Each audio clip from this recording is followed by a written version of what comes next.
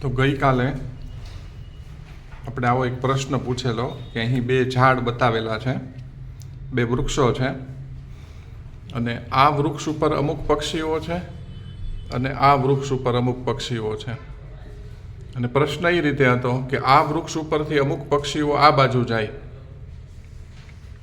તો આ વૃક્ષ ઉપર પક્ષીઓની સંખ્યા આ વૃક્ષ કરતાં ડબલ થઈ જાય, અને જો આ વૃક્ષ ઉપરથી અમુક પક્ષીઓ ઉડીને આ બાજુ આવી જાય તો પક્ષીઓની સંખ્યા, બંને વૃક્ષ પર પક્ષીઓની સંખ્યા સરખી થઈ જાય. તો ઘણા બધા કમેન્ટ આવ્યા, ઘણા બધા વોટ્સએપમાં જવાબ આવ્યા. તો એનો સાચો આન્સર છે આ વૃક્ષ ઉપર પક્ષીઓની સંખ્યા 5 છે અને આ વૃક્ષ ઉપર પક્ષીઓની સંખ્યા 7 છે. હવે આ વૃક્ષ ઉપરથી એક પક્ષી ઉડી અને અહીંયા આવશે એટલે આ વૃક્ષ ઉપર પક્ષીઓની સંખ્યા થઈ જશે 4 અને આ વૃક્ષ ઉપર પક્ષીઓની સંખ્યા થઈ જશે 8. એટલે તમે જોઈ શકો છો કે 4 અહીંયા 4 છે, અહીંયા 8 છે, એટલે સંખ્યા ડબલ થઈ ગઈ.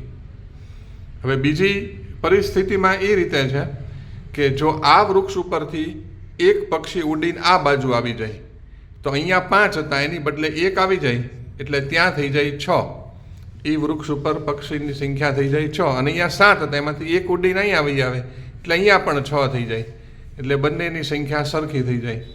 તો આ રીતે એનો સાચો આન્સર આ વૃક્ષ ઉપર 5 અને આ વૃક્ષ ઉપર 7, એ રીતે એનો સાચો આન્સર છે.